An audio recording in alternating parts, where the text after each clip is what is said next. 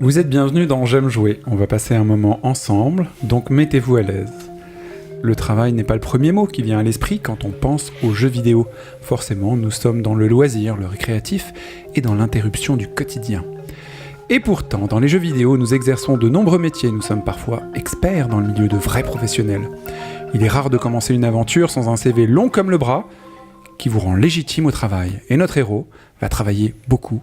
Et nous, on va apprendre, répéter, penser, limer le jeu. Je suis Yacine et nous sommes partis pour explorer le travail dans J'aime jouer.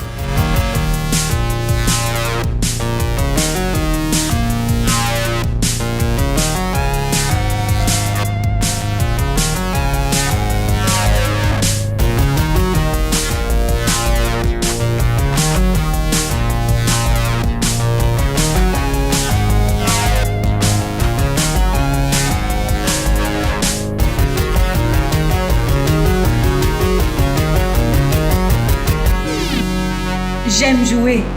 Le podcast. Vous allez m'aider à retrouver quelque chose ?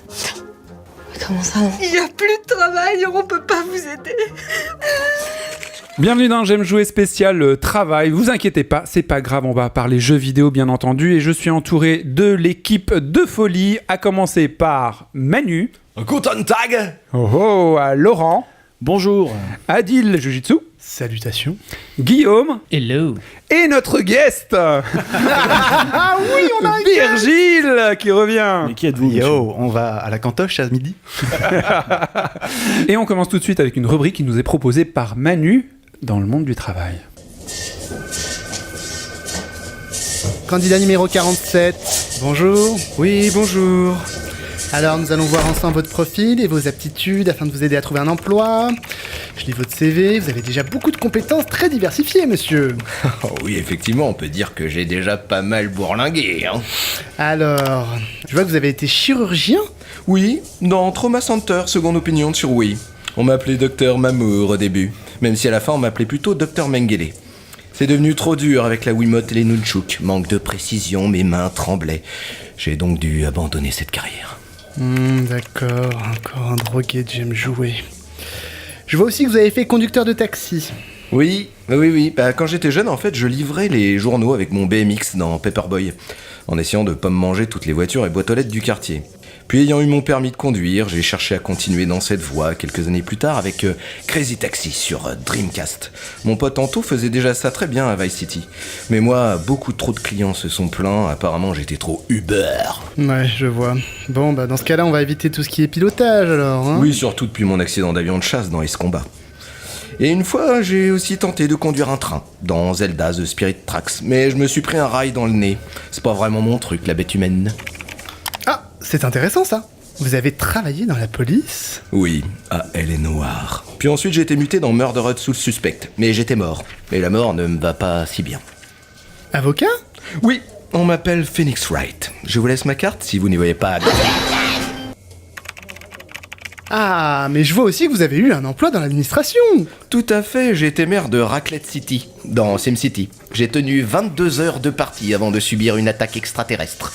Ils n'étaient pas venus en paix, eux. J'ai senti que la vérité était ailleurs. Bon, je vois.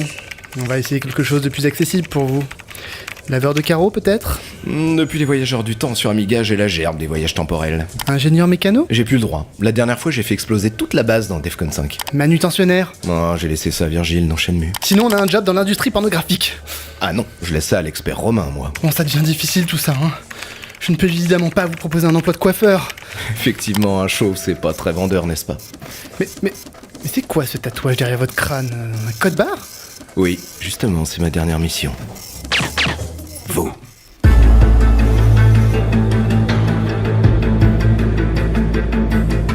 Merci.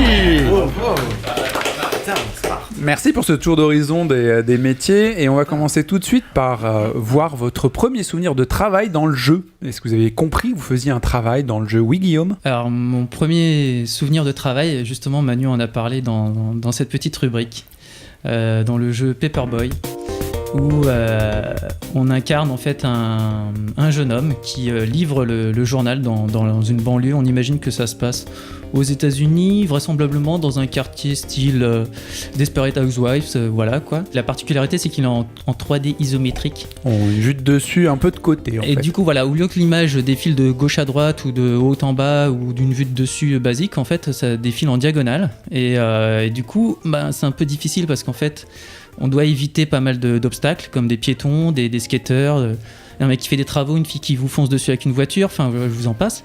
Et en fait, avec la vue 3D isométrique, on les voit arriver au dernier moment et on a beaucoup de mal à se situer sur le trottoir, à savoir si on va leur rentrer dedans ou pas. Ajoutez à cela que les boîtes aux lettres sont minuscules, donc c'est vraiment difficile de lancer le journal dedans, quoi. Ok, donc tu livrais des journaux à des personnes, quoi. C'est ça, dans les quartiers. Enfin, tu les livrais pas, tu les jetais sur les Ouais, on les portes, jetait. enfin, comme tu vois dans... Ouais, ou par les fenêtres. Moi, c'était pas... Quelqu'un d'autre ? Manu ? Moi, la première fois où j'ai eu la sensation de faire un travail dans un jeu, où j'ai l'impression que c'était une tâche qui faisait partie du jeu, c'était vraiment dans Warcraft 3. Moi, c'est le premier que j'ai vraiment joué, enfin, j'avais un peu joué au 2, surtout dans le 3, et tout ce qui était farming. Voilà, pour moi, c'était un travail. T'envoyais des mecs couper du bois, t'envoyais des mecs récolter de la pierre, voilà, chercher des ressources. Pour moi, ça, quoi. ça dépend de ce que t'allais chercher, parce que t'allais chercher de l'or, alors tu pouvais dire aussi que t'étais orpailleur, ce que tu veux, quoi, mais... Alors, les auditeurs, pardon, je me trompe toujours, les auditeurs ne le savent pas, mais actuellement, on a 2 clones autour de la table. Nous avons 2 personnes qui ont décidé de mettre quasiment la même chemise à carreaux, Des gens de bon goût. Des gens de bon goût. Et, Ouais. la même coupe de cheveux aussi. Et la même coupe de cheveux, c'est-à-dire rasée de très près. Et la Vraiment même des pilosité. lumberjacks, quoi. C'est l'uniforme J'aime jouer. Voilà, c'est ça. Non, mais c'est parce que Yacine n'arrête pas de nous confondre. À chaque épisode, tu vois, j'ai beau mettre un beau chemisier fuchsia, machin, il m'appelle quand même Manu. Donc, Un chemisier, c'est exactement ça. donc cette fois-ci, on a décidé de s'habiller tous les deux en bûcheron. J'ai mis mon Et plus du beau coup, maintenant, je vous chemisier. reconnais, mais on publiera une photo de vous deux côte à côte en siamois, ça peut valoir son pesant de cacahuètes. de sœurs jumelles. Tu étais aussi dans Warcraft avec lui en train de couper du bois ? Non, mais je me repensais à cette histoire d'expérience, de travail dans le jeu. Enfin, la première, moi, que j'ai identifiée comme telle, c'était vraiment sur les jeux à cristaux liquides. À chaque fois, c'était des jeux, on est un pompier, on est un dresseur de Bomb phoques. swapper.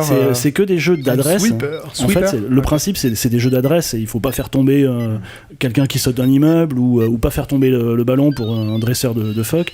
Mais c'était toujours des métiers qui étaient assimilés à des épreuves d'adresse. Juste les jeux à cristaux liquides, moi j'ai quand même un souvenir, c'est que des... je vais pas trop développer, mais c'est hyper anxiogène, c'est que des mecs qui résolvent des problèmes, quoi. C'est Il y a une situation de merde, et toi, tu vas essayer de gérer la situation de merde. Des gens qui se suicident, des bombes qui vont exploser. Dans le jeu, non, c'était pas des gens qui se suicidaient. Le jeu dont parlait Laurent, c'est Non, c'est un c'est immeuble un en incendie. feu, et puis les gens sautent parce qu'ils sont Oh mon dieu, prisonniers théorie des du femmes. complot. C'est quand même, il y a un esprit là-dedans qui est un peu tristounet, oui Adil ? Moi, je veux juste rebondir sur ce que, justement, un jeu qu'a évoqué Manu tout à l'heure. Et c'est la première fois, en fait, où je me suis rendu compte que, dans un jeu, le centre du jeu, c'était qu'il fallait que je fasse mon boulot. Et c'était très drôle, et pas forcément... Enfin, très drôle au départ, puis au bout d'un moment, un peu répétitif et lassant. Mais c'est effectivement Crazy Taxi. C'est vraiment le moment où tu te dis... Et t'es Ok. payé pour en plus. Oui, t'es payé pour, c'est vraiment l'objectif, c'est le cœur du jeu, et le jeu est construit autour de ça. C'est pas juste, tu fais ton boulot, etc. C'est... le jeu, c'est de faire ton boulot, c'est tout. Il n'y a pas de truc extérieur, il n'y a pas une histoire autour, non. Le but, c'est de réussir à faire ton boulot dans un temps donné, etc. Et pour le coup, là, à la rigueur, bon, c'était quand même rigolo, Crazy Taxi. Ouais, Enfin, je veux c'est dire, ça portait bien malgré son tout, c'est nom. fun, quoi. C'était un peu fun. Il y Ouais, avait la musique d'Offspring. c'était moins fun, mais enfin, c'est une question de goût, mais. Hey, oh, nanana, Ah, hey. arrête, Offspring. Vous connaissez, excuse-moi, aparté, vous connaissez le scandale de Crazy Taxi sur PC? Ah bah je t'en prie. Ah, vas-y. Eh ben, ils ont remplacé les musiques par d'autres musiques. quoi. T'as même plus Offspring sur la BO de Crazy Taxi, quoi. Autant dire que c'est plus le même jeu. Un peu comme les versions console de Super Meat Boy, quoi. Hipster. Oui Guillaume ? Je pense qu'on en parlera peut-être un peu plus tard, mais c'est ça qui est cool, c'est que dans les jeux vidéo, même les tâches, les travaux les plus, a priori les plus chiants peuvent être rendus vraiment fun et cool, quoi. Ouais, c'est clair. Carrément.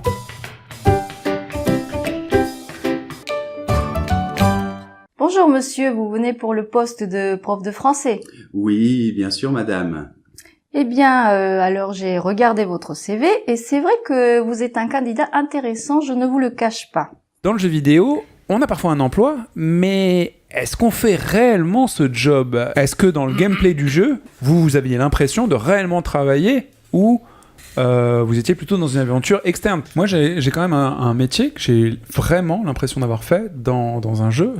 Certains d'entre nous en ont joué, c'est Paper Please. Carrément. bah oui. Tu es donc on en a déjà parlé, tu es un agent de la douane, un douanier, pardon. Ah oui, c'est vrai que maintenant ils ont des vrais noms. Police aux frontières. Police aux frontières, merci Adil, parce que toi tu connais les terminologies ad hoc. Et donc tu dois gérer donc, le passage des gens, tamponner des passeports, vérifier leurs papiers et ainsi de suite, et après payer tes loyers. Oui Adil ? Dans le même délire, moi j'ai joué à un jeu récemment qui s'appelle The Red String Club. Et il y a des passages un peu hot, ouais, mais le c'est titre en tout cas. ouais carrément, et c'est un jeu dans une ambiance Le club du string rouge donc hein. Voilà, du fil rouge. Oui, c'est plutôt de. C'est comme The String of Death. En fait, moi, j'ai toujours pensé que c'était le string de la mort, mais en fait, c'est juste les cordes de la mort parce qu'il y a un S à strings, quoi. C'est le pseudo d'un de nos camarades de jeu, Guillaume, qui a comme pseudo. Vous pouvez essayer de le friender dans les jeux en ligne. Strings of Death. Donc tu portes pas de string. J'ai toujours les ficelles de la mort. J'ai toujours trouvé que c'était le meilleur pseudo. Je sens que c'est un mythe qui s'écroule, mais non, je ne porte pas string. Eh merde. Et donc, du coup, de Red String Club, donc c'est un jeu. C'est même pas un point and click d'ailleurs, c'est même pas un pointé cliqué. C'est un jeu en bitmap avec des pixels, etc. Vraiment à l'ancienne, un jeu indé. Et donc, le gameplay du jeu, c'est barman. Tu fais vraiment des cocktails. Tu fais des cocktails et l'autre gameplay, c'est d'avoir des discussions avec les gens. Et donc les discussions. T'es vraiment un barman. Ouais, t'es vraiment un barman, etc. Et tu mélanges des ingrédients et tout. Tu mélanges des ingrédients, tu fais des cocktails pour amener les gens à te dire des choses et pour susciter des humeurs particulières qu'il y a déjà en eux. Ah, c'est vraiment un métier de barman. Ouais. C'est exactement ça finalement. Et par exemple, tel alcool va susciter tel type d'évolution chez eux, tel alcool. Et là, vraiment, il y a le côté. Et en plus, le personnage principal parle vraiment de son métier, quoi. Moi, mon métier, c'est de susciter véritablement, de créer des cocktails spécifiques pour chacun d'entre vous, votre façon d'être, etc. Et donc c'est un truc très prégnant, et plus globalement, le jeu dure 4 heures, coûte pas très cher, et si vous voulez un jeu cyberpunk vraiment intelligent et qui pose énormément de questions philosophiques sur potentiellement ce qui va nous arriver dans plusieurs décennies ou siècles. Ah là, c'est étonnant parce que tu l'as pas évoqué ça. Non, c'est un jeu cyberpunk, quoi. C'est vraiment. C'est dans le futur. T'as que des augmentés autour de toi, etc. Des gens avec des implants et des choses. J'avais entendu quelqu'un le décrire comme ça et c'est vraiment ça. C'est Deus Ex, mais en très très intelligent, quoi. Enfin, je suis fan de Deus Ex, donc... Non, mais justement, en très très intelligent, pas en intelligent. Deus Ex aborde des trucs et tout. T'as pas tout le côté de gameplay, de Deus Ex, etc. Par contre, philosophiquement, ça va bien plus loin. Vraiment, quoi. C'est un super jeu. Du coup, vu que t'es barman, moi je l'ai été sur une petite période, toute petite, mais en gros, barman, tu fais des cocktails qui plaisent aux gens, ils se confient à toi, et tu en tires bénéfice normalement. Est-ce que soit il est typé, soit il séduit les gens? Parce qu'un barman, c'est quand même quelqu'un qui profite de la misère des autres. Tu veux savoir s'il couche avec ses clients, c'est ça? Alors, c'est pas juste un confesseur, c'est effectivement le confesseur moderne, mais... Tu n'es pas que barman. On est en train de se mettre toutes les professions à dos ce soir. Non, mais j'ai été barman, donc c'est bon. C'est bon, ça empêche. Non, mais tu n'es pas que barman, quoi. Tu as un intérêt à récupérer ces informations. Et après, je vais spoiler le jeu, donc c'est vraiment pas utile. Mais tu le conseilles par contre? Ah, je conseille complètement, je l'ai fait d'une traite. Sur PC, combien? Sur PC, je sais pas, ça doit être 10 balles, 15 balles. En solde sur Steam, ça sera en solde sur Steam, je prendrais, voilà. En solde sur Steam, vraiment, c'est un jeu vraiment... Pour le gameplay qui est pas très compliqué, qui est vraiment sympa, qui casse pas trois pattes qu'un canard, pour le discours et l'intelligence des propos, allez-y complètement. Bah, du coup, un petit point, un tips pour ceux qui savent pas, mais si vous avez Steam, normalement vous savez, vous mettez ça dans vos listes de souhaits, et quand son prix baisse, et ben vous avez un petit mail et vous pouvez l'acheter à bas prix. Donc c'était Red String... The Red String Club. Ok, Virgile? Pour répondre à ta question de départ, je pense à 3 jeux. Je pense à Shenmue, donc un jeu d'aventure, RPG japonais, sur Dreamcast. Il y a très longtemps. L'année 2000. Grosse pierre angulaire du jeu quand même. Ouais. Ouais, dans le jeu il vidéo. y a un moment, oui, dans le jeu vidéo, oui, tout à fait. Il Et a apporté énormément. Dans l'aventure, à un moment, tu dois, alors je vais peut-être dire des bêtises, mais à coup pas d'avance. Tu dois partir en voyage parce que tu es donc sur les traces du meurtrier de ton père et puis tu dois traverser pour aller en Chine. Tu es au Japon, tu dois aller en Chine et donc tu dois trouver un job et donc tu es embauché sur un dock pour faire. Pour être manutentionnaire, quoi, bouger des caisses sur un forklift, comment on dit en français. Un porte-container. Non, un transpalette, quoi. Cargo. Transpalette, c'est ça le mot que je cherchais. Transpalette, Tu ok. deviens conducteur de transpalette. Et donc, vraiment, les journées passent. Donc, c'est-à-dire que tous les matins, tu dois aller. Transpalette Simulator. Et c'est passionnant, n'est-ce pas? Mais justement, c'est vraiment une sensation d'avoir un job. C'est-à-dire que le matin, ton personnage se lève, il doit aller bosser, il doit faire sa journée, et éventuellement, à la fin de la journée, il lui reste un petit peu de temps pour faire d'autres activités. Mais voilà, l'idée, c'est quand même d'être payé et de. Et c'est en temps réel, donc quand tu Dans le jeu, transportes des choses comme chez Amazon, c'est normal. C'est en temps réel. Ouais, tu passes pas 8 heures par jour à faire ça quand même. Oui, c'est pas relou. C'est Non. un peu ma question. Moi, j'ai pas joué à ce jeu et. J'ai plus trop de souvenirs, mais Tu quand choisis même. pas ton boulot? Non, en fait, non. Pas dans cette séquence. En fait, non. D'accord, en fait. Là, c'est une séquence imposée, quoi. Enfin, Ouais, mais il me semble pas que dans Shenmue, tu puisses choisir ton job autre mesure. Bah, c'est un immigré, il choisit pas C'est son pas, boulot, c'est hein, pas voilà, personnage, c'est tout, justement. Donc, c'était vraiment une contrainte, quoi. Tu vois, t'avais pas la liberté de jouer, de faire ce que tu voulais. Oui. Il fallait que t'ailles bosser, en fait. Ça, philosophiquement, Et tu te rappelles déjà, de ça? c'était spécial pour le jeu vidéo, en fait. Pardon. Et c'était quoi ta sensation en tant que joueur quand t'étais avec ton transpalette? C'était il y a Donc, 20 ans, hein, presque 17 ans. T'étais un gosse. Et ben, et t'étais c'était obligé de chiant parce que bosser. tu voulais faire ce que tu voulais. Non, mais c'est vrai, c'était chiant parce que tu devais aller bosser, quoi, putain. Non, mais surtout, c'était un jeu finalement linéaire, mais t'avais une, Ouais. t'avais une Ouais, apparence ouais. non linéaire. Oui, tout à fait. C'est-à-dire que t'es en train de faire une action, puis d'un coup, pour obtenir ce que tu veux, tu dois faire autre chose, qui n'est pas le cœur du jeu. Shenmue, c'est plus un jeu, t'as dit RPG, Ouais. enfin, aventure, tout ça, mais t'as des espèces d'étapes comme ça, contraignantes, mais que t'es obligé d'un petit peu de te taper pour aller à la suite. Et ça, c'est comme n'importe quel jeu où tu dois upgrader ton personnage ou gagner de l'argent pour t'acheter une armure. Tu vois, c'est une espèce d'étape. Tu vas pas direct au but. C'est pas un jeu en ligne droite. C'est pas à cette époque. Tu remontes un peu avant. Je vais faire une grosse ellipse, mais t'es dans Double Dragon, t'attrapes des armes, tu tapes Oui, des mecs non, et tu bien libères sûr, une meuf bien et c'est sûr. terminé, quoi.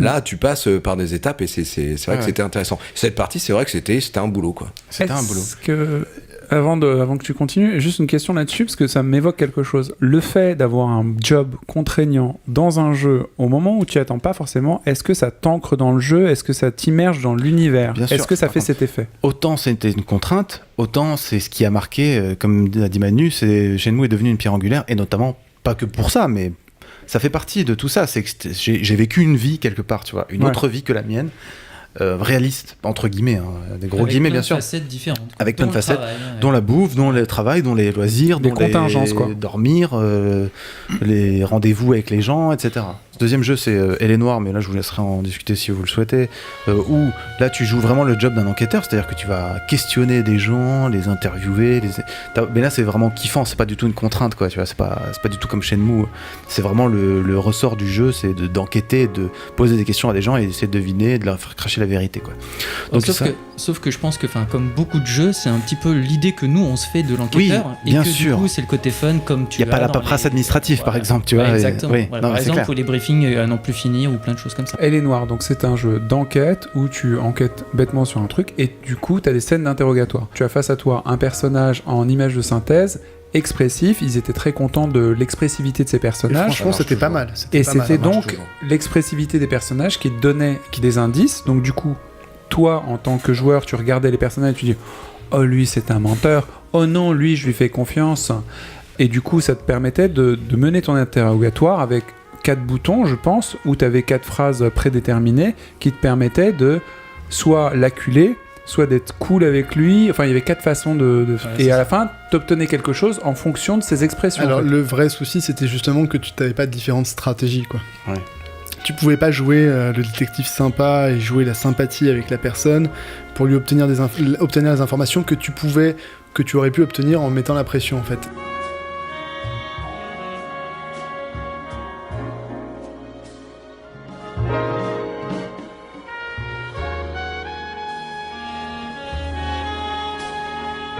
Et c'était un peu ça le... Et j'ai l'impression que c'est là où Red String Club propose un peu la même chose, mais peut-être de Exact. manière plus intelligente. Ah ouais, carrément. Mais c'est parce que c'est beaucoup mieux écrit, en fait. Mais Parce que- Mais du et coup, il parce n'y a que- pas les repères visuels. parce C'est-à-dire que qu'ils tu ont lis pas le visage du personnage. Ils ont pas besoin de ça. Alors Ouais, après, c'est le un truc c'est gimmick, que ça.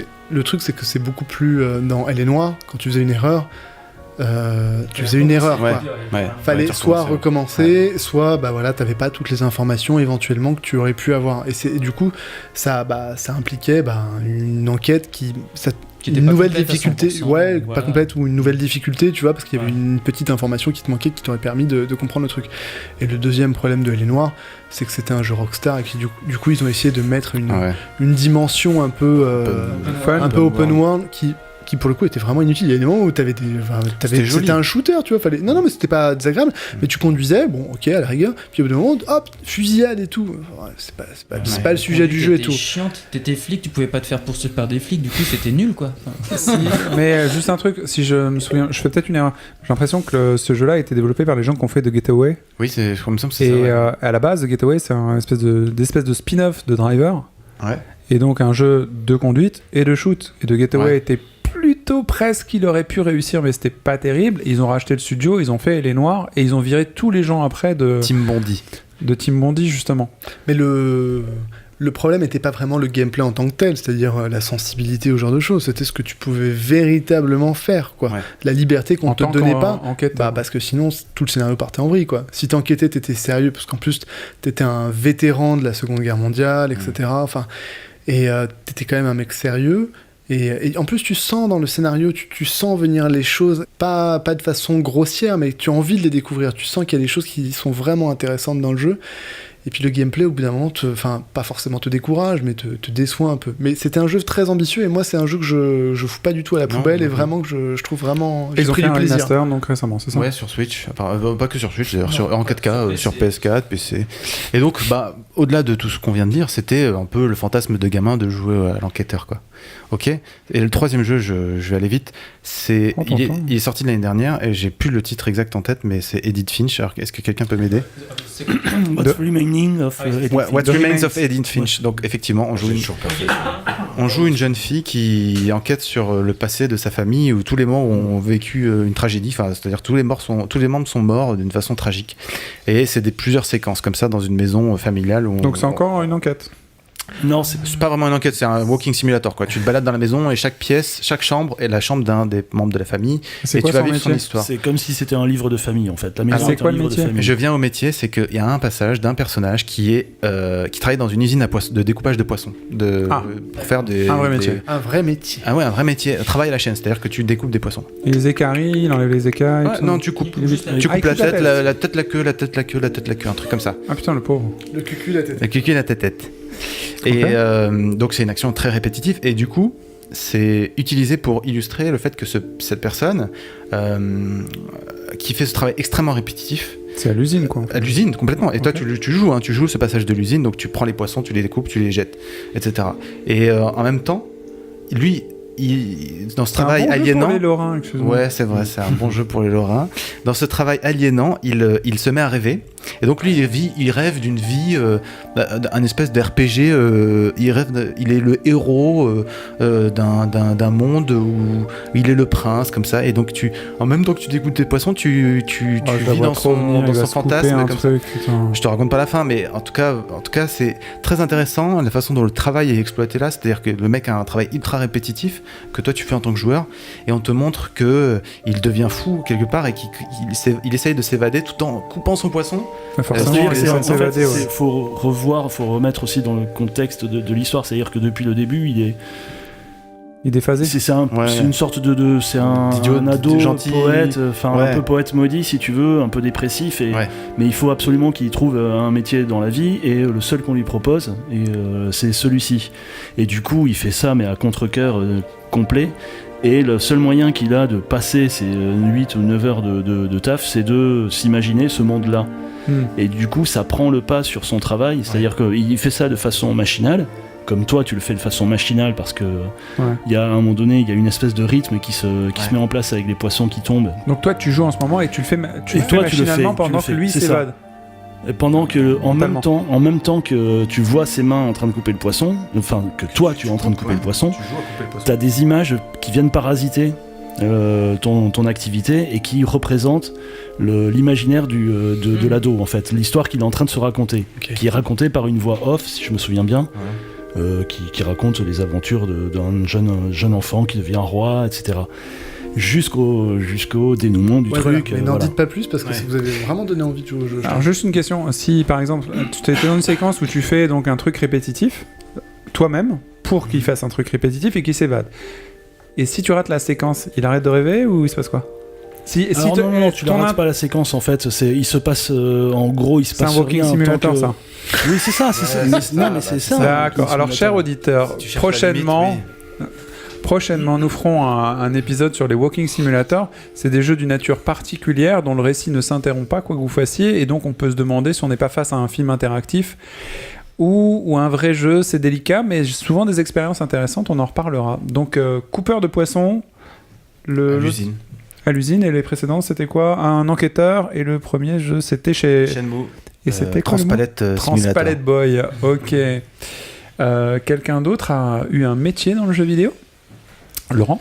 Alors moi, c'est avec un jeu, je sais même pas si on le trouve encore, même en émulation. Enfin, c'était The Movie. J'avais fait sur, c'est vieux, sur ça, oui. PC, je crois.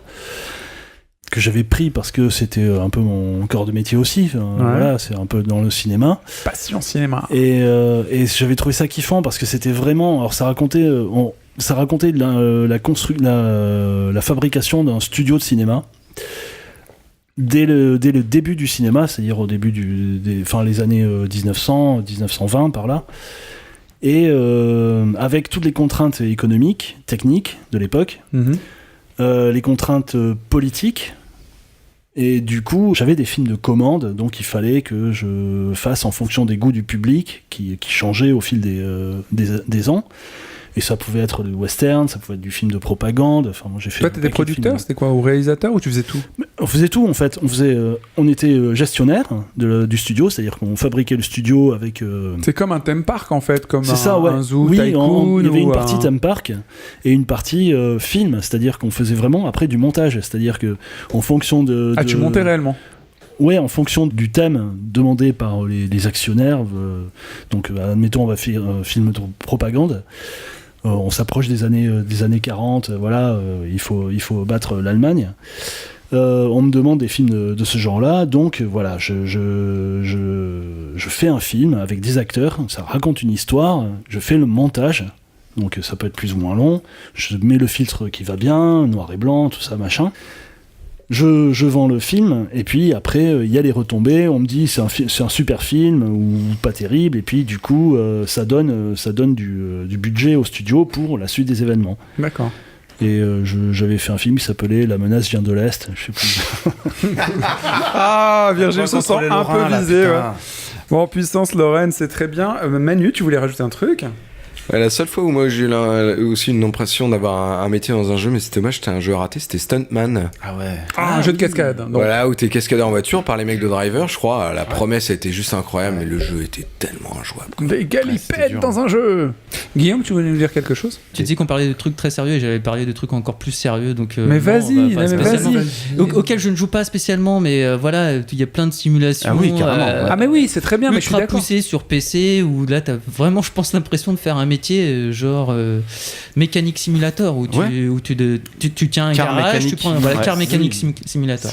Et tu répares les voitures. Tu répares les voitures, donc tu vas sur le store. Mécanique simulator sur PC. Exactement, t'achètes les pièces du modèle de ta voiture, attention, parce que voilà, il faut les démonter, les remonter. Dans nos auditeurs, des amateurs de tuning, écoutez Guillaume, c'est du miel. Ça prend un temps infini. T'as aussi des simulateurs, par exemple, d'engins de travaux, où tu dois conduire des engins de travaux et effectuer des tâches, mais genre des grues énormes, tu vois, des mais trucs. C'est en temps réel, on est d'accord. Hein. Ah oui, c'est en temps réel, oui. Bon, par contre, quand tu dois, par exemple, même labourer un champ dans Farm Simulator, voilà. Enfin, je pense que ça va quand même un petit peu plus vite que dans la réalité. Ouais. Enfin, et puis surtout, tu complètes ta mission, même si t'as labouré à côté, c'est pas très très grave, quoi. D'accord, Laurent. C'est une anecdote. Il y a quelques jours, là, pour partir au boulot, je prenais le train. Et derrière moi, il y avait deux personnes, deux mecs, la cinquantaine, enfin à peu près l'âge de Manu, quoi. Gratuit. Ah, c'est gratuit. Waouh, je sais pas qui discutaient, enfin voilà, qui discutaient, enfin organisation des rails et tout ça. Enfin bon, je me suis dit c'est deux cadres de Montparnasse là.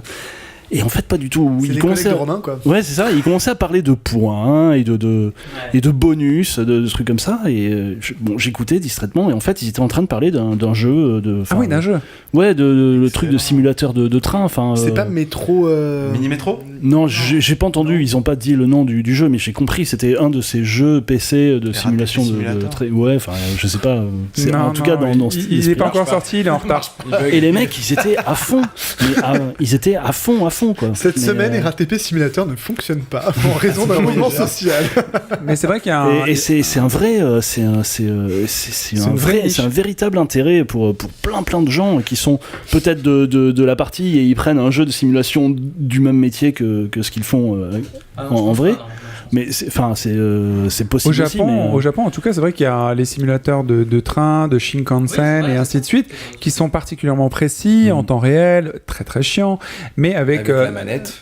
Avec la manette appropriée. Conducteur de métro. Et du coup, tu fais exactement ce que tu es censé faire dans ce type de simulation, avec les décors modélisés des villes que tu traverses et tout ça. Est-ce qu'il y a une reconnaissance avec une caméra qui vérifie bien que tu pointes du doigt quand tu avances? Parce que les conducteurs japonais de train, de métro font ça. C'est-à-dire qu'ils pointent du doigt. Ils ont des gants. Donc les mecs sont sapés comme Mickey. Ils sont super classe et tout. Ils ont des gants.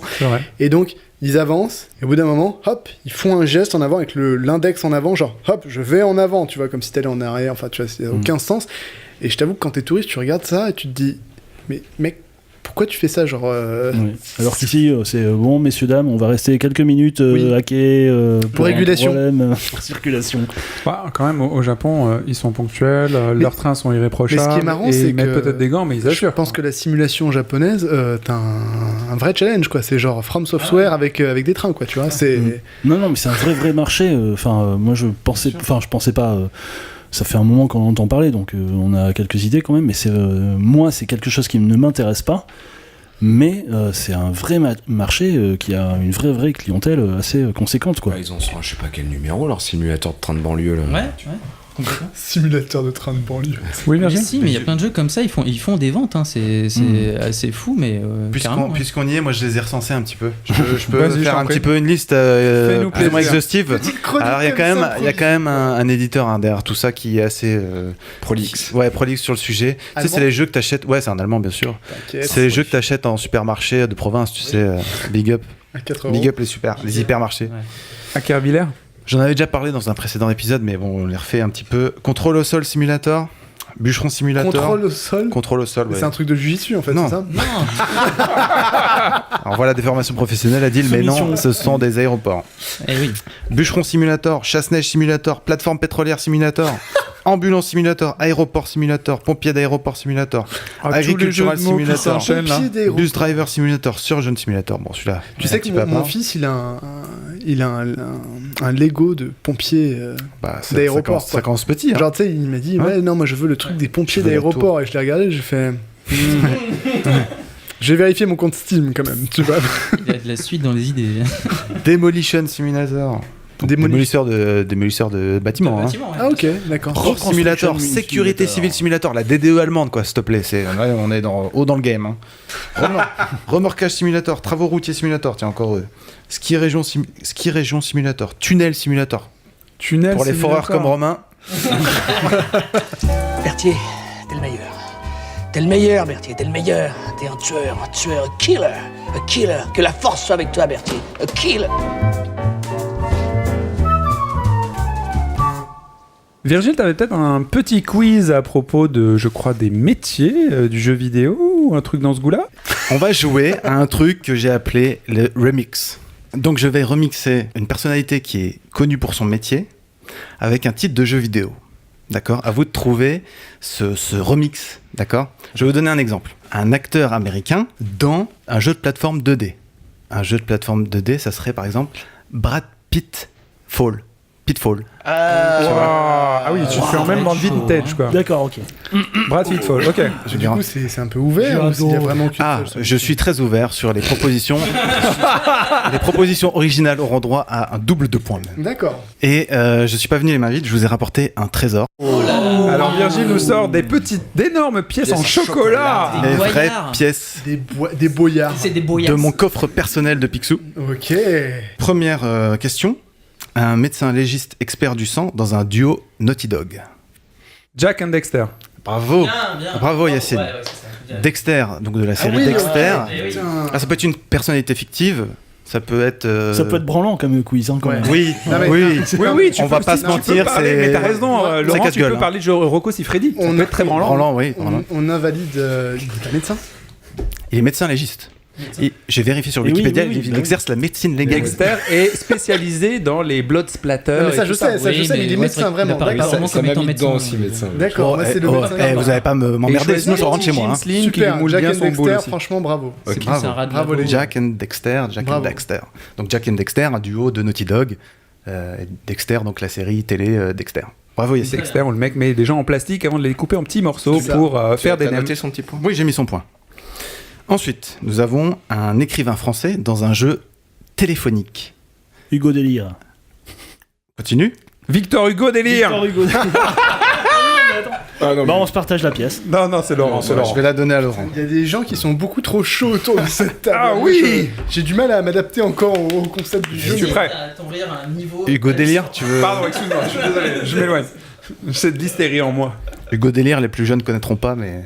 C'était de la Et merde. c'est tant mieux. Ouais, c'est pas Et grave. c'est tant mieux qu'ils connaissent pas. Alors, un chanteur, si je veux bien. du top 50 français, d'accord. Du top 50, c'est que c'est fini. Ça. Actuel, hein, donc actuel. Il n'y a plus de top Ah, c'est 50. mort. Dans un jeu de bureaucrate mort.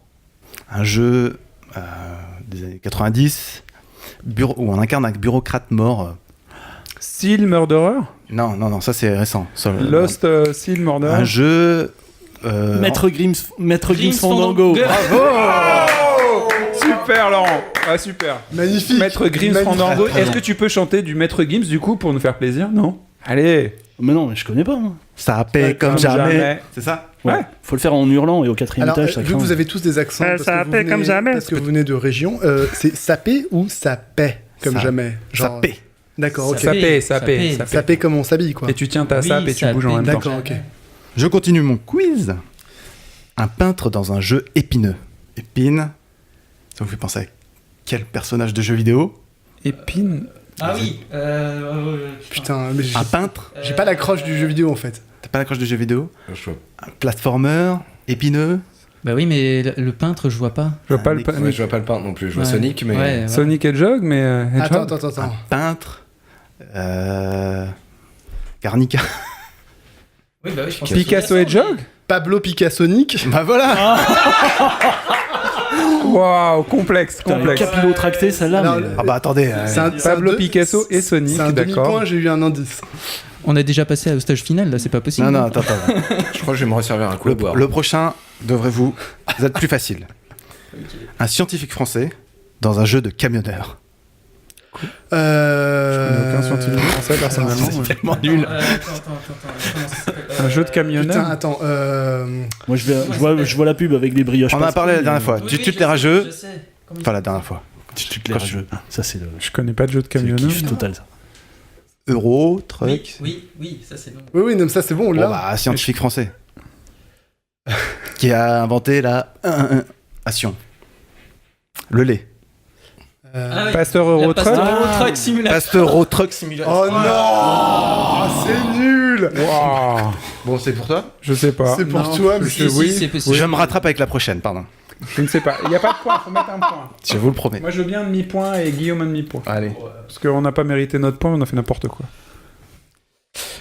Le prochain, c'est un humoriste, français, dans un jeu de basket culte. NBA Jamel Debbouze.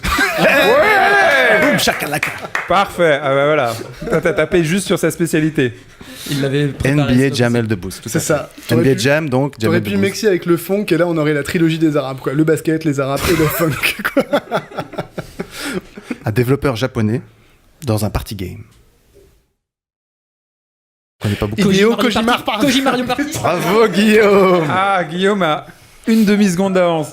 Et c'était quoi? Parce que j'ai rien compris. Hideo Kojima Mario. Mario Party. Hideo On en est- Kojima Mario Ça Party. fait combien là pour l'instant? Ouais. Ça fait Wow. de partout, de chacun? Ouais, non, toi qui es Alors, devant, cher Adil auditeur, à on a deux. perdu Manu, mais alors big time. Manu est consterné. Bon, mais Manu, il ne tant que ça comprend parle rien, pas de c'est tout whisky le ou de bruit. rhum. Manu, il est sur une autre planète. J'avoue, Il sait c'est plus où assez on est. cryptique quand on n'a pas les références, quand même. Prochaine question. Un homme politique italien dans un RPG style Ghibli.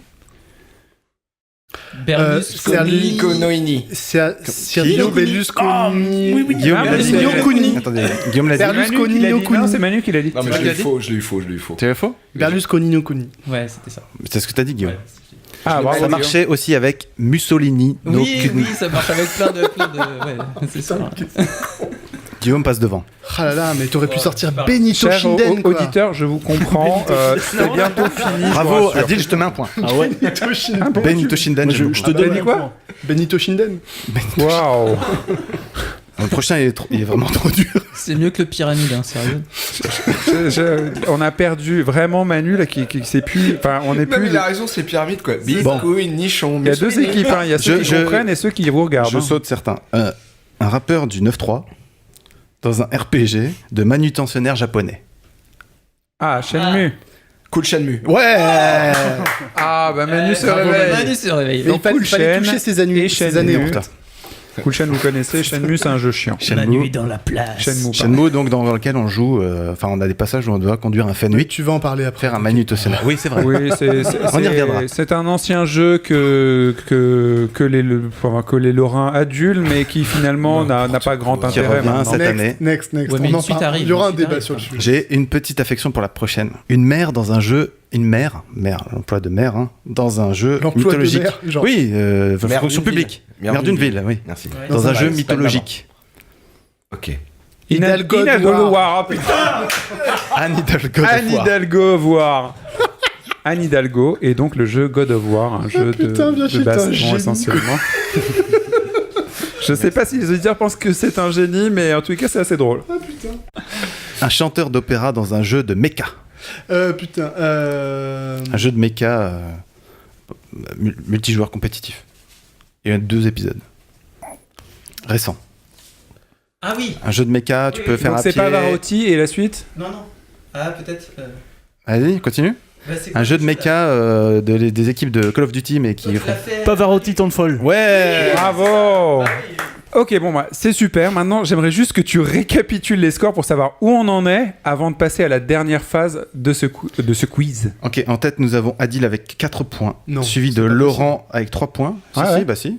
Laurent avec 3 points. Vous menez le score, les gars. Guillaume avec 2 points et demi. 2 points et demi. Oui. Yacine avec 1,5. 1,5. Et Manu avec 1 point. Avec un quasi-point. Quasi-point. J'ai 4 points. Ah, mais parce que tu m'as donné 2 points pour mon. Anne Hidalgo, Anne tu as 2 points pour ton... Il y a un point de félicitation. Ta création, ta Et créativité. Bushido. Benito Shinden. Benito. Putain, c'est sale.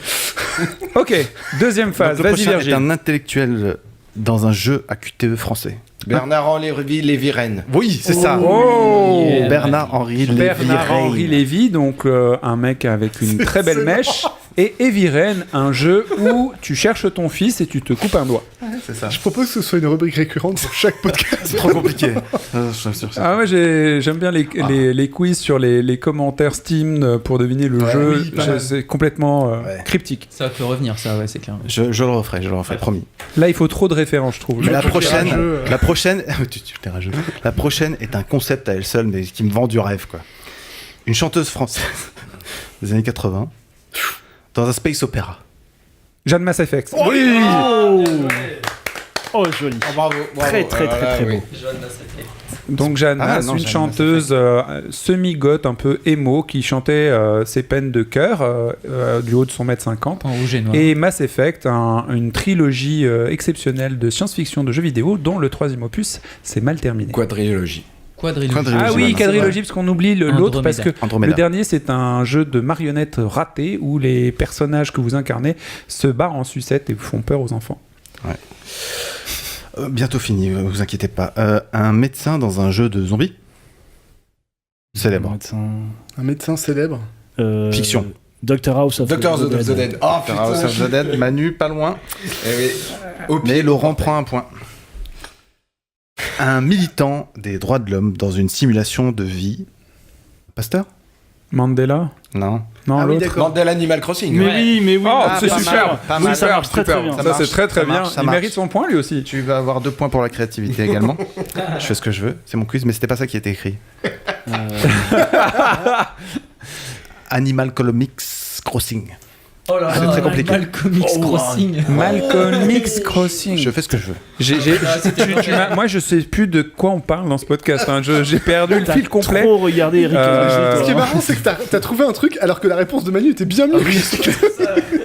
Enfin, en tous les cas, elle rentrait dans le cadre de ton quiz, quoi.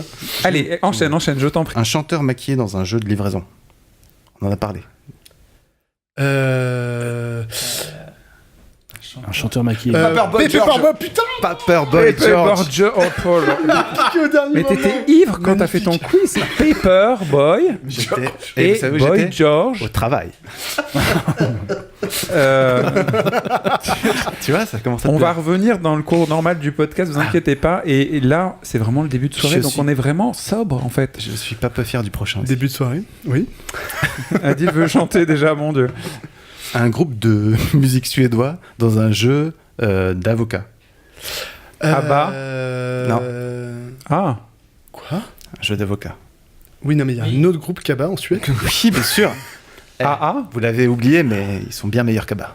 À mon Meilleur humble avis. Kaba Ah oui. Les tripes Non. Pardon, c'est Je pour les ai moi pas tout mangés.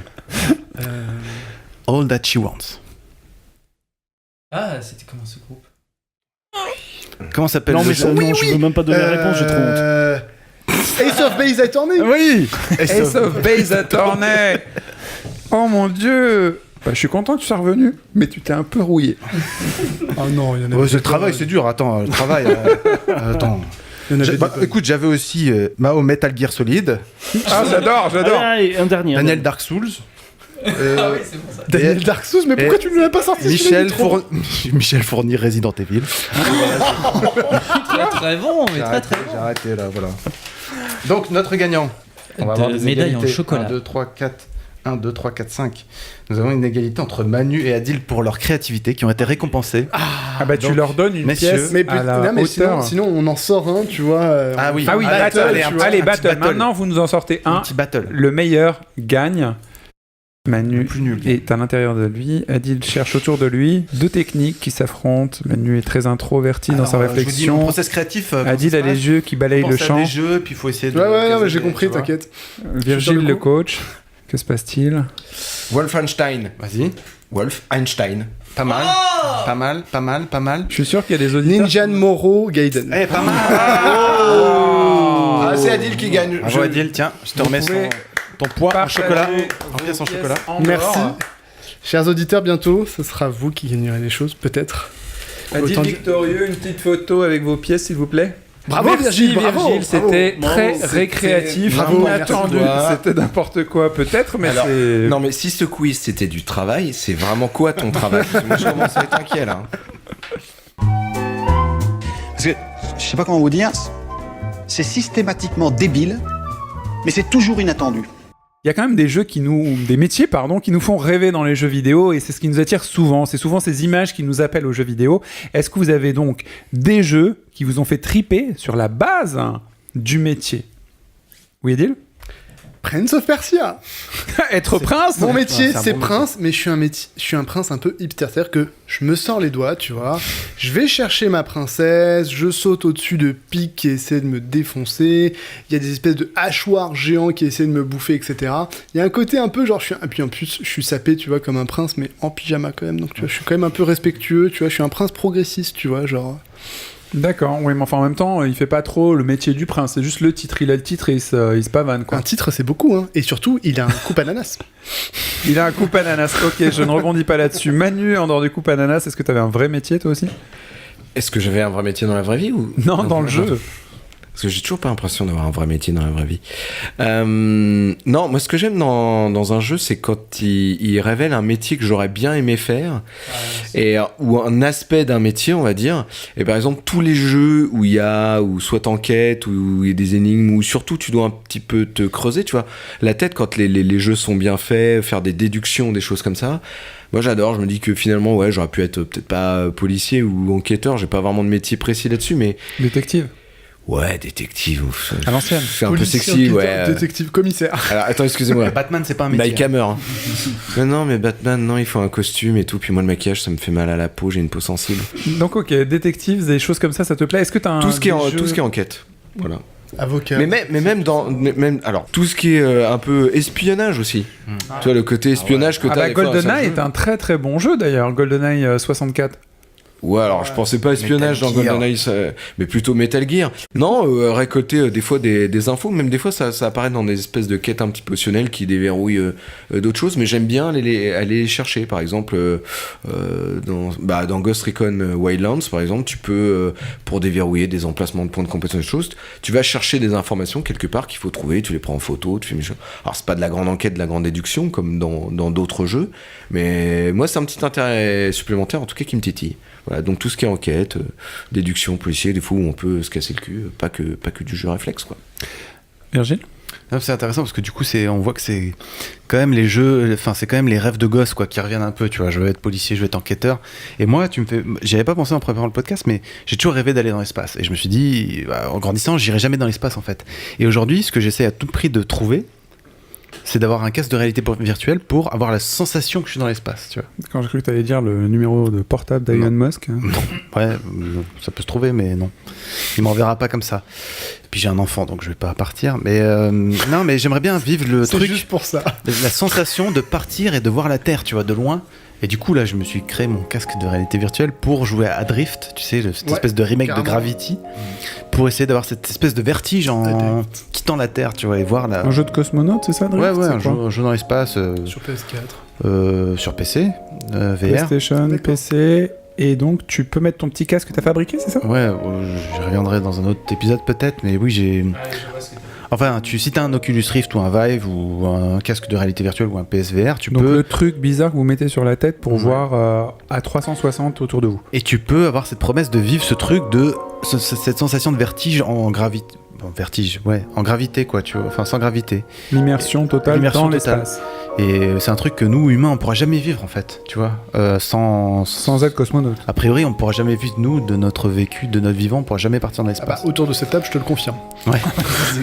Vu 50 ans passés, on... Ouais. Non, moi j'ai espoir, malgré mes 50 ans. On sait pas, mais... Enfin, c'est juste une petite parenthèse. Comment on peut avoir la sensation, enfin... On peut avoir l'idée peut-être de la gravité. En fait, c'est tromper ton cerveau. Non, mais tu auras toujours la sensation. C'est la suspension de la...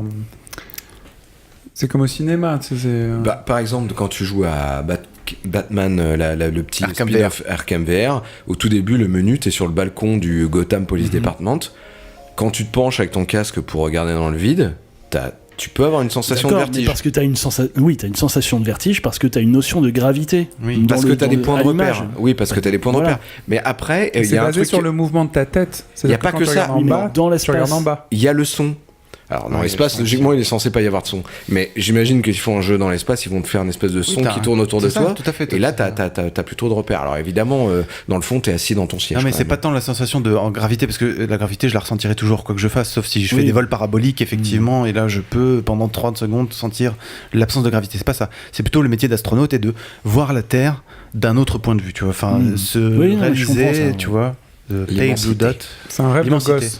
C'est vraiment un rêve de gosse d'être astronaute. Donc métier, passion quoi. Guillaume ? Oui, moi en fait, je peux pas dire que ce soit vraiment une passion, mais grâce aux jeux vidéo, j'ai pu devenir pilote de Formule 1 par exemple, ou conduire des voitures que je rêverais de posséder un jour dans ma vie, mais que j'aurais jamais parce que j'ai pas les moyens tout simplement.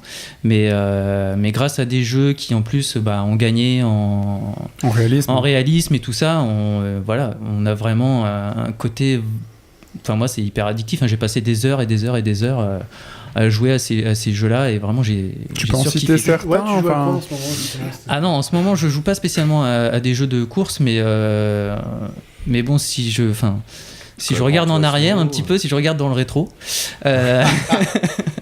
j'ai passé, je pense, énormément d'heures sur des jeux de simulation de voiture. Tous les Gran Turismo, quasiment tous. Ton top turbo, ton top 3 du turbo, là, c'est quoi? Le Forza, le premier, et le deuxième sur Xbox. Et PC? ou pas? Non, sur PC, j'ai joué à Forza Horizon, mais ça n'a rien à voir, c'est pas de la simulation. Mais voilà, j'ai un peu lâché en fait. Aujourd'hui, j'ai un peu lâché la simulation parce que tu dois changer les vitesses, tu dois. C'est-à-dire que je pense qu'à un moment donné, là, en fait, il me faudrait carrément que j'ai un volant. C'est de la vraie conduite? Ouais, il faudrait carrément que j'ai un volant pour avoir. Voilà, c'est ça. Il faudrait que j'ai des conditions de fou pour. Parce que c'est des jeux qui commencent à devenir vraiment compliqués à jouer, même à la manette, si tu veux. Il faut un retour de force. Donc voilà, et je pense à Project Cars, tu vois, par exemple. Ouais, mais en fait, je me demandais si tu jouais à ça, justement. Et je l'ai eu. Bien, en fait. Je l'ai essayé, franchement. Sur la PlayStation, c'est ça? Oui, il est sorti sur toutes les plateformes, ce jeu. D'accord, ok. Et il y a le deuxième qui est sorti d'ailleurs il y a 5-6 mois, un truc comme ça. Et, je l'ai testé en VR d'ailleurs, pour revenir sur ce que disait Virgile sur PC. C'était très impressionnant.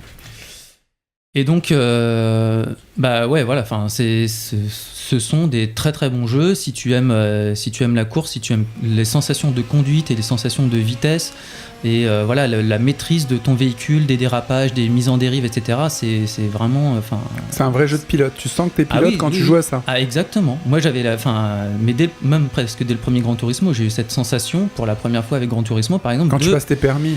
Déjà, voilà, c'est un jeu pas comme les autres, quoi. Tu passes tes permis, toutes les voitures sont différentes, mais voilà, et en plus elles sont modélisées, tu les reconnais vraiment pour de vrai.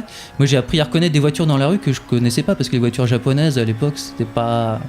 T'en voyais pas partout, quoi, tu vois, des Supra, des Nissan Supra, des trucs comme ça. J'ai appris le mot Subaru avec Gran Turismo. Voilà, par exemple, voilà, tu vois, des trucs comme ça. Alors, quoi. La Supra, c'est une Toyota. C'est une Toyota, pardon. Autant pour moi. Et voilà, tu vois, c'est des trucs comme ça, quoi. Le jeu vidéo m'a permis quelque part de transcender ma passion pas des sports mécaniques, je peux pas dire que je suis passionné de sports mécaniques, mais ouais, des voitures, de ces choses-là, quoi. Oui, Adil ? Moi, grâce aux jeux vidéo, j'ai réalisé mon rêve de gosse, c'est être champion NBA et MVP de la saison de basket. Alors, Yacine, tu en sais quelque chose. Enfin, j'ai déjà raconté dans le podcast, d'ailleurs, j'étais un psychopathe, un monomaniaque du basket quand j'étais jeune, et c'était vraiment mon rêve, quoi, tu vois, un rêve. T'étais insupportable. On allait à un musée, je crois que c'était le musée des impressionnistes avec un jardin magnifique. C'était la maison de Monet. Ouais. La maison de Monet. Et t'as cette espèce de cancrelat énervé d'adolescents pas finis qui était là. On rase tout, on met un terrain de basket. C'était plutôt on rase tout et on met un terrain de basket. Oui, pardon, je t'ai fait muer un peu vite. Et à chaque réplique de quoi que ce soit qui pouvait nous plaire quand on faisait une sortie familiale, c'était on rase tout et on met un terrain de basket. Enfin, le basket, ça prenait vraiment une grosse partie de ma vie. Et je dis ça pas seulement parce que j'aimais ça, etc. Mais parce que quand j'étais justement à ce moment-là, quand tu jouais au basket dans un jeu vidéo, tu jouais, t'avais ton équipe, etc.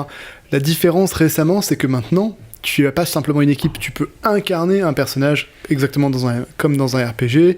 Tu fais la modélisation du visage, etc. Tu peux même prendre ta photo et l'intégrer dans le jeu pour qu'il fasse la modélisation sur la base de ta photo. Et donc là, voilà. Et tu joues que le joueur, tu ne joues pas l'équipe, tu vois. Donc c'est en ça que je dis, véritablement, ça devient le métier. C'est pas juste tu gères une équipe et tout. Tu fais une carrière, ta carrière à toi. C'est quoi ton poste ? Je suis meneur, je suis arrière, je fais 1m78, qu'est-ce qu'il y a ? Je m'en bats la race, je fais 1m78 et je vais tout niquer en NBA, tu vois. Ce qui n'arrive jamais, hein. Et donc tu te faisais toi-même ? Et je me faisais moi-même, évidemment, tu vois. Numéro 7, Adil, cheveux bouclés, c'est parti, et hop, quoi, 30 points par match, 5 passes décisives, et c'est parti, on va tout tuer dans les playoffs, quoi, tu vois. C'était vraiment ça le délire, quoi. Et vu que toi, t'avais joué au basket pas mal, enfin voilà, t'étais en club, t'avais des compétitions et tout ça, est-ce que le fait de jouer à un jeu vidéo, tu te disais, ah, c'est nul, c'est pas la vraie chose, c'est un peu un ersatz de jeu, parce que quand même, c'est qu'un jeu. Alors, le truc, c'est que j'ai joué à NBA 2K, et en termes de simulation sportive, c'est ce qui se fait de mieux. Je veux dire, même par rapport à FIFA et tout, c'est... Oui, mais je te parle de réalité. Toi, tu jouais vraiment. T'étais pas juste un mec qui regarde des matchs à la télé. Ouais, tu jouais. La comparaison réelle... la comparaison réelle, c'est que le jeu t'incite un peu à jouer dans ton coin, et pas forcément à jouer en équipe, alors que quand tu fais une carrière... Pour marquer 30 points par match, il faut quand même, entre guillemets, pour les gens qui connaissent, croquer la balle, quoi. C'est-à-dire ne pas faire de passes et shooter à 3 points dès que t'arrives près de la ligne, tu vois. Enfin, c'était un jeu de foot, alors ?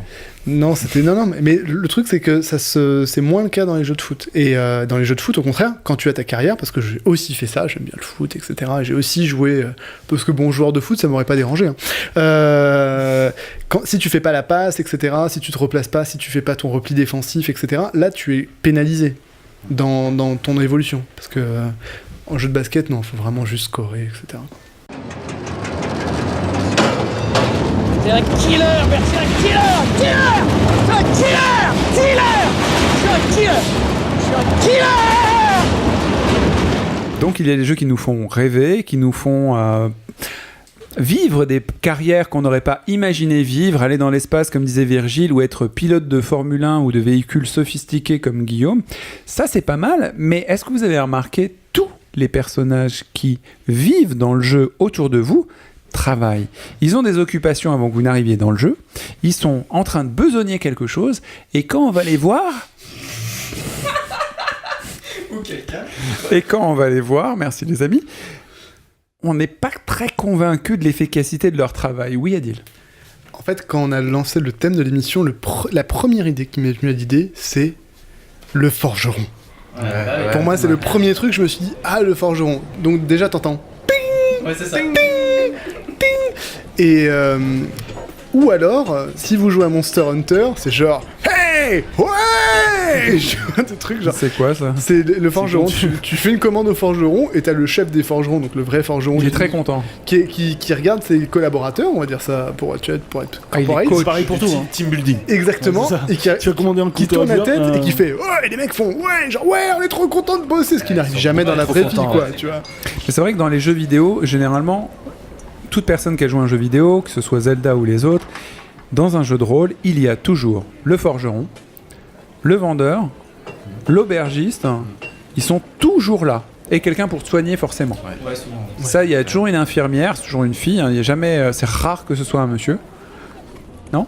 Vas-y, trouve. Et c'est assez étonnant, c'est les métiers de base des gens qui ne jouent pas, quoi. Oui, Guillaume ? Alors des fois, celui qui te soigne, c'est aussi le forgeron. Je pense à... Ah bon ? Bah oui, je pense à Deus Ex. Quelque part, celui qui te soigne, c'est celui qui va te mettre des augmentations, donc qui va te faire évoluer ton personnage. Mais en fait, tu le vois pas vraiment. Ton chirurgien. Ouais, mais en fait, il est pas vraiment personnalisé dans le jeu. C'est pas, voilà, malheureusement, c'est moins fun que le vrai forgeron de Monster Hunter. C'est vrai que t'as des métiers comme ça qui sont, enfin, en fait, on n'y pense même plus, tu vois. Mais tu commences à RPG, tu fais, oui, alors l'artisanat, oui, l'artisanat. Donc il y a le mec qui me vend des trucs là-bas et je peux lui vendre des trucs, oui, bien sûr, mais ça va de soi, etc. Le forgeron, ting, ok, d'accord. Et alors, vous pouvez créer des potions à bon et vous pouvez en acheter, hop et tout. Tu fais une espèce de pharmacie. Oui, Laurent ? Enfin, ça me fait, du coup, ce que tu dis, ça me fait vraiment penser à des jeux. Enfin, j'ai une anecdote, mais je la raconterai un petit peu plus tard. Là, ça me fait penser à Skyrim, à Oblivion, ces trucs où tu peux même suivre les gens. Ouais. Tu vois, depuis la sortie de leur boulot jusqu'à chez eux, les regarder dormir toute la nuit et repartir le lendemain à 7h du mat. Tu me fais peur. Ça, c'est un autre métier, ça. Donc ça vient à ma deuxième anecdote. Laurent, le stalker. Voilà, exactement. C'était sur un GTA. Je ne sais plus si c'était GTA 3 ou 4, je ne sais plus. Et puis, je me suis amusé. Enfin bon, il y a des prostituées. Oui. Et j'ai pas fait ça. Enfin, alors...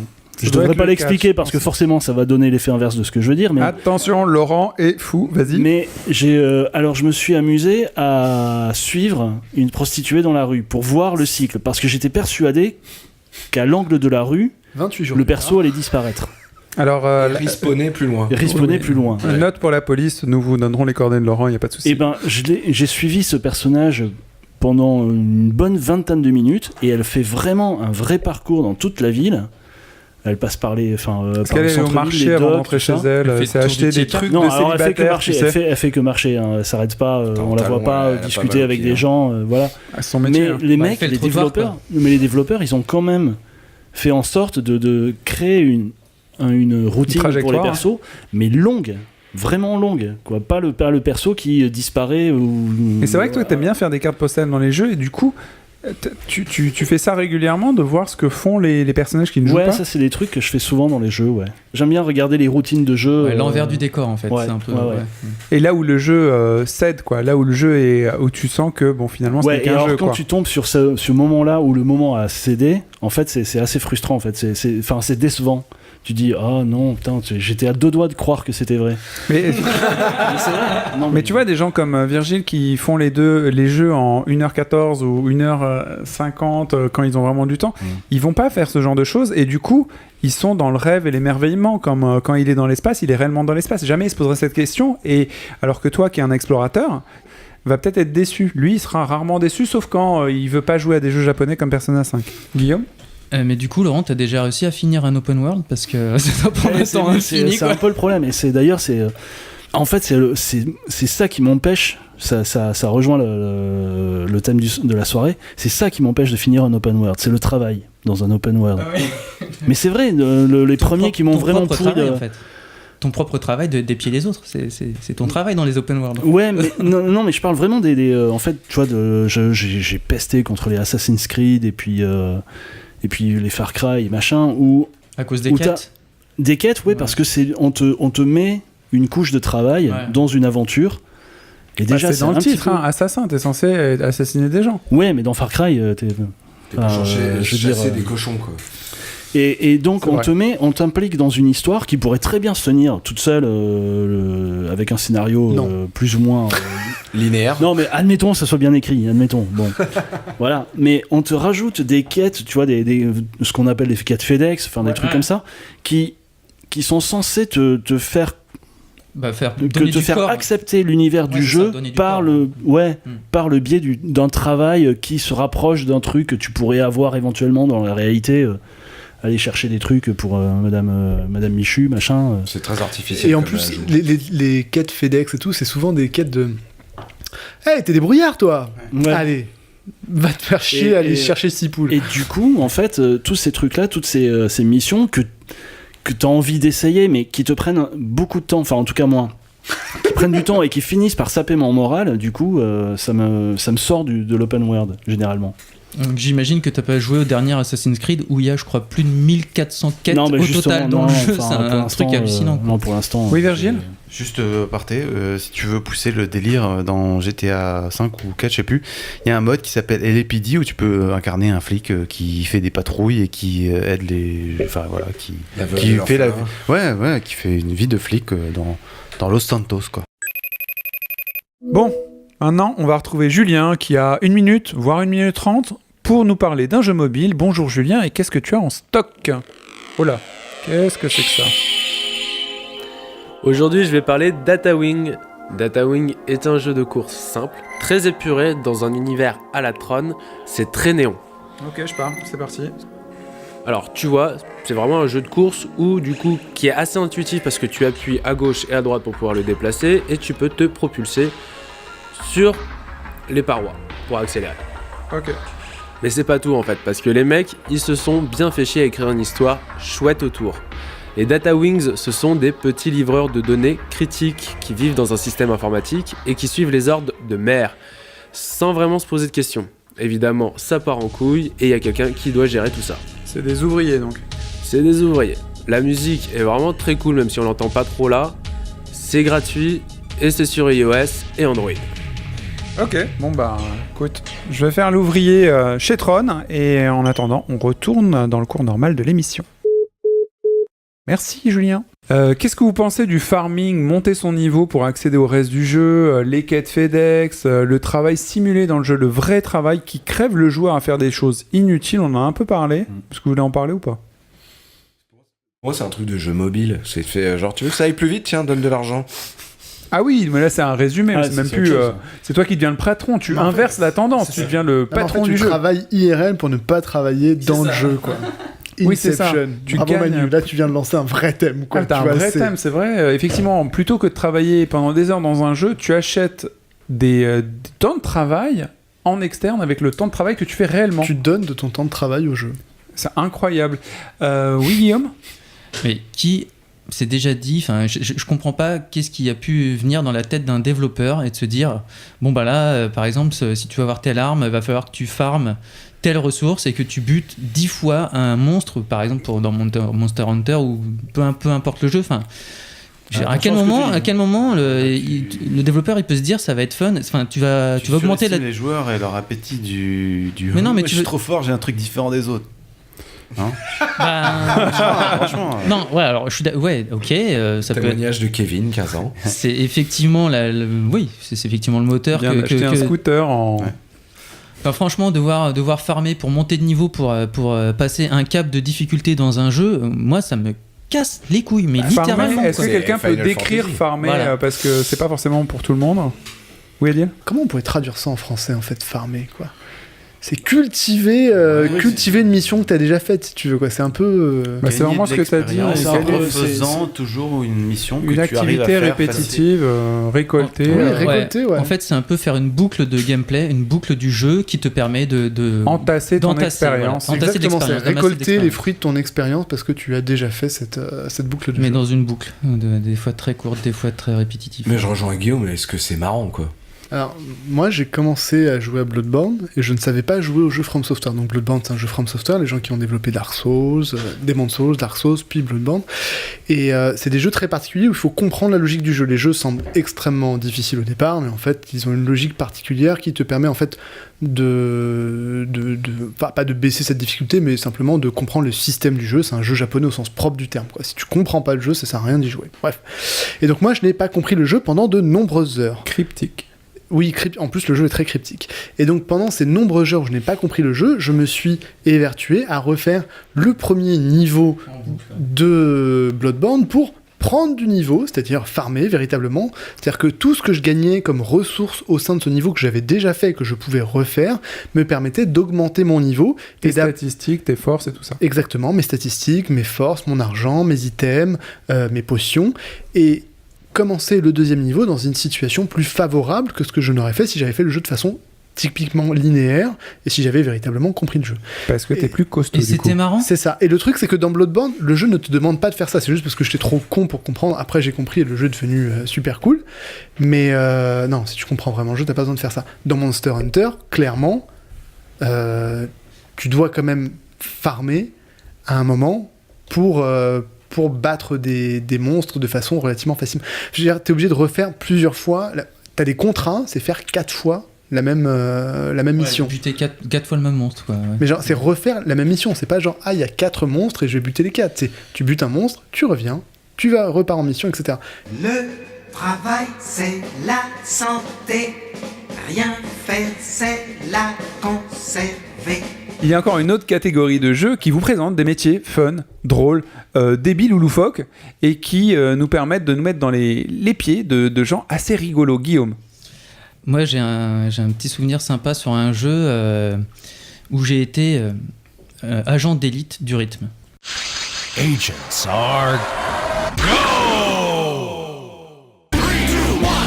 Le jeu s'appelle Elite Beat Agents. Ah oui, sur excellent. DS. Et donc, c'est une adaptation d'un jeu japonais qui s'appelle Ozu Tatakae Wendan. Wow, quelle mémoire! J'ai révisé un peu, hein, j'avoue. Et donc, les Wendan, au Japon, ce sont donc les supporters, les clubs de supporters. Et au Japon, ce sont essentiellement des hommes, contrairement, par exemple, aux États-Unis où c'est des cheerleaders qui font les supporters. Et dans ce jeu, donc, on incarne une équipe de supporters. On a trop la classe, on a trop le swag, on est en costard et tout, ça déchire. Et on doit aider les gens, un peu le kidam, un peu tout et n'importe quoi, genre une babysitter qui doit garder des enfants infernaux, genre un chien à rentrer chez lui qui est perdu, tu vois, genre des trucs comme ça, ou des trucs un peu plus pathos pour Laurent, comme une fille qui a perdu son papa, qu'il faut la consoler, gentiment. Et bien sûr on finit le jeu, bien sûr, en sauvant la planète d'une invasion extraterrestre, parce que voilà. C'est logique. Avec la musique, en étant supporter, tout est possible avec la force de la musique et la force qui émane des personnages. En tout cas, moi, c'est un jeu de rythme que j'ai vraiment kiffé. C'est un des jeux de rythme que j'ai préféré, quoi. Elite Beat Agents sur. Elite Beat Agents, donc c'était sur DS. T'as eu une DS, toi? Okay. Et pour ceux que ça intéresse, parce que le jeu est pas adapté, parce que c'était assez scénarisé, hein, justement, les missions et tout ça, avec une musique qui allait forcément toujours bien dans le contexte.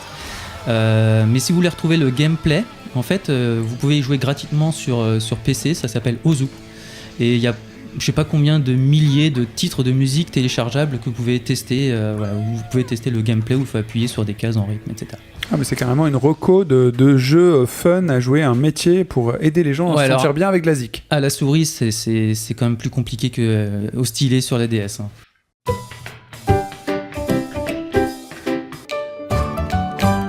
On m'a dit que vous faites du français sur Internet. C'est quoi ces histoires? Oh oui, bien sûr. J'ai un site Internet et puis une chaîne YouTube. Ça marche très bien. c'est très intéressant. Qu'est-ce que vous pensez des gens qui jouent tout le temps sur Twitch et qui gagnent leur thune là-dessus? Bravo. Non, mais le chômage, c'est cool. Je sais pas. Non, enfin, je sais pas. Tout le monde aimerait bien faire ça. Enfin, ici, je pense. Ouais, tu vas te faire virer par ta boîte. Non, mais tu touches le chômage, t'as un petit complément RSA. Après, si tu gagnes vraiment ta vie comme ça, c'est-à-dire que à l'origine, t'es un YouTuber et que t'enchaînes avec un Twitch, mais je pense pas que Twitch, enfin, tu vas vraiment vivre de Twitch exclusivement, ça doit être chaud, quoi. C'est réservé à une élite. Hein. Oui, Guillaume. Oui, c'est une élite. Façon de parler. C'est ça. C'est vite dit. C'est réservé à une élite, sauf que comme les politiques de YouTube au niveau de la rémunération n'arrêtent pas de changer et en défaveur des joueurs, en fait, ils vont de plus en plus sur Twitch et ils streament de plus en plus parce que finalement, ils s'y retrouvent mieux comme ça à l'heure actuelle. Mais du coup, il y a de plus en plus de concurrence. Ah oui, bah ça c'est pas sûr. Un métier, on va pas faire des formations de streamers. Ah non. Effectivement, moi j'ai trouvé des formations de streamers Twitcher. Sur internet, podcaster. On peut se former à être podcasteur aussi. Alors savoir, podcasteur, je crois que c'est 650 € les 4 heures pour se former à être podcasteur. Ok, le montant de 2 saisons de J'aime jouer, quoi. Ouais, même 2 pas, même pas. 10. Non, au niveau alcool, un épisode. Ouais. Ça dépend ce que tu considères. Pour moi, je pense que c'est un peu temporaire. Pour moi, ça me fait un peu penser à l'effet start-up, quoi. C'est une espèce de nouveau... Ouais, c'est-à-dire que pour l'instant, ça a l'air d'être une sorte de modèle économique, voilà, t'as des followers, des machins, tu diffuses des jeux, ça finit par te rapporter de l'argent. Alors là, on parle des jeux, mais en tout cas sur YouTube, ça marche sur plein d'autres choses. Il y a des mecs, leur boulot, c'est de tester des caméras, c'est de... Enfin, ça marche sur plein de trucs. J'ai envie de dire, dans le fond, je te rejoins là-dessus, pourquoi pas. Après, moi, j'en ai vu en vrai des youtubeurs, par exemple, qui reviennent un petit peu de ça. Chaque année, je vais filmer pas mal dans les festivals, dont mon préféré en Suisse, Polymanga. Et il y a une fois un groupe de youtubeurs sur scène et il en manquait un. Et il y a un des youtubeurs, les gamins qui étaient là, parce que c'est surtout des gamins, ils ont 13 ans, des jeunes ados, ils étaient là genre mais pourquoi il est pas là, machin et tout. Et le gars sur scène, un peu gêné, il a dit lui il a décidé de plus faire YouTube parce qu'il trouve que c'est peut-être pas un métier d'avenir, il a repris ses études. Et tu vois, même lui en le disant, il a senti que c'est peut-être bien d'avoir un plan B, quoi. Non, je sais pas, je réagis parce que je le trouve un peu dur et surtout je suis étonné, je suis un des seuls qui bosse dans une cogip en CDI. Vous êtes tous freelance, vous avez tous un métier plus ou moins cool, passion, entre guillemets. Vous êtes dur avec ceux qui veulent se lancer dans un métier passion. Je crois qu'Ali n'est pas de cet avis, vas-y. Non, enfin, je parle pas de moi, mais par contre, il y a un truc, c'est... les mecs sur Twitch qui arrivent à faire beaucoup de vues, c'est souvent des gens dont, effectivement, le travail, c'est de jouer, mais le travail... au sens e-sportif. C'est des pro-gamers ou voilà, ce genre de choses, par exemple. Je prends un exemple pour StarCraft 2. Le pro-gamer de StarCraft Baudoir, donc Flash, pour les gens qui connaissent, ils reconnaissent, donc un Coréen qui a tout cassé sur ce StarCraft Baudoir, donc vraiment l'explosion de l'e-sport en Corée. Il a joué à StarCraft 2, il n'a jamais eu de gros résultats sur StarCraft 2, mais quand il lançait un Twitch, qui arrivait assez rarement, ça devait arriver, je sais pas, une fois tous les 2 mois. L'explosion de vues sur son Twitch, mais était hallucinante, quoi, par rapport à ce qu'il représentait. Enfin, le mec s'entraînait, il était là, il faisait ses petits beats d'order, enfin, il jouait, quoi, tu vois, il était tranquille. Et bim, tu vois, en pleine journée, moi j'avais une alerte, tu vois, qui me disait « Oh les gars, putain, il y a Flash qui va streamer et tout !» 5 minutes après, le mec stream, tu vois, je suis au boulot, je regarde vite fait, bim, 20 000 mecs qui sont en train de regarder ce qu'il stream, tu vois. 20 000 mecs qui sont en train de regarder ce qu'il stream, ça fait une compétition StarCraft au niveau national français, tu vois, pour un seul mec en Corée. Donc je pense que les youtubeurs, tu vois, qui font des vidéos, qui font des trucs... mais ou qui font des trucs à la con, tu vois, genre vas-y je vais tester un jeu, je teste plein de jeux et tout, c'est le personnage, ils font des vidéos, tu vois, c'est des entertainers, tu vois. Les mecs, c'est pas le jeu, c'est pas le fait, leur travail c'est pas de jouer, leur travail c'est de plaire aux gens. Flash, son travail c'était de jouer, parce que ce qui intéressait les gens c'est pas la personnalité de Flash, c'est un Coréen hyper, le mec qui te parle jamais, il est comme ça et tout. Par contre quand tu le vois jouer, tu fais ok, tu vois, c'est du spectacle, quoi. Donc et dans ce cadre-là, tu vois, c'est vraiment un travail de jouer, quoi. C'est pas juste de faire des vidéos ou de faire de la diffusion. Guillaume ?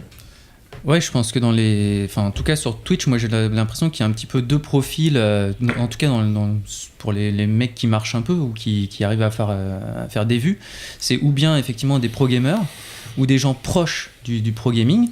Après, tu as toutes les chaînes qui rediffusent les compétitions de pro gaming. Donc là, c'est les casters, on les appelle. Donc c'est ceux qui commentent les parties de compétition officielles, etc. Et après, t'as quelques youtubeurs ou ex-youtubeurs, etc., qui font des tests de jeux ou qui font ça. T'as des speedrunners aussi, les mecs sont spécialisés dans le speedrunning, etc. Mais, en tout cas, en dehors de ceux dont c'est vraiment le métier, comme ceux qui font de l'e-sport ou les casters, les autres, je pense vraiment pas. Enfin, ça m'étonnerait qu'ils arrivent à en vivre, de vivre que de ça. Et il y en a aucun qui enfin, ils remercient les gens qui leur donnent de la thune, tu vois, mais enfin, effectivement, ils sont là à mendier presque. Des fois, tu peux avoir cette sensation-là. J'ai pas l'impression qu'ils vendent du rêve, quoi, tu vois. Ils vendent pas du rêve, ils vendent de l'évasion aux gens qui les regardent parce qu'ils vont penser à autre chose, parce qu'ils vont parler sur le chat avec des gens et qu'ils vont avoir un échange, ils vont avoir l'impression d'avoir un échange humain, mais sinon, il n'y a pas de rêve, quoi. Si vous avez des revendications de salaire à formuler, vous m'adressez une note écrite et je la fous au panier et on n'en parle plus. Nous sommes bien d'accord ? Oui, monsieur.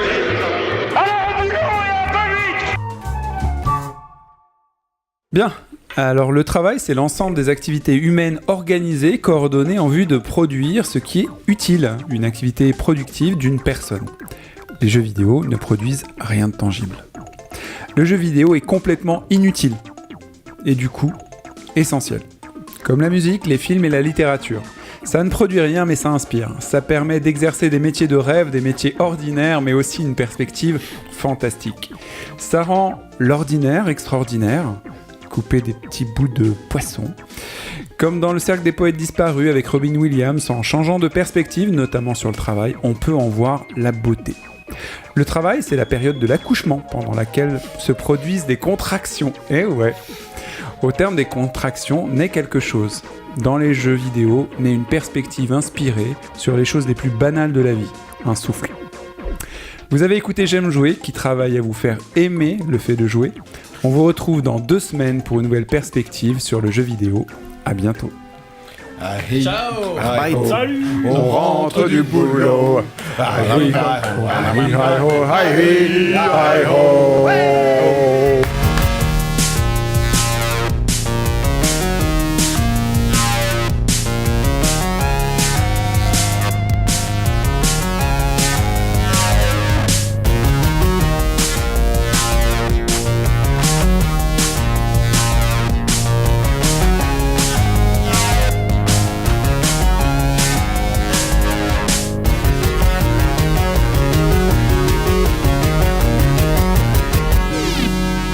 J'aime jouer. Le podcast. Un architecte dans un jeu de méca. Un architecte français. Eiffel, donc, et... Non. Ah, c'est l'autre. Le Corbusier. Ouais. Un jeu de méca japonais. Le Corbusier... Enlève le. Corbusier. Ouais, c'est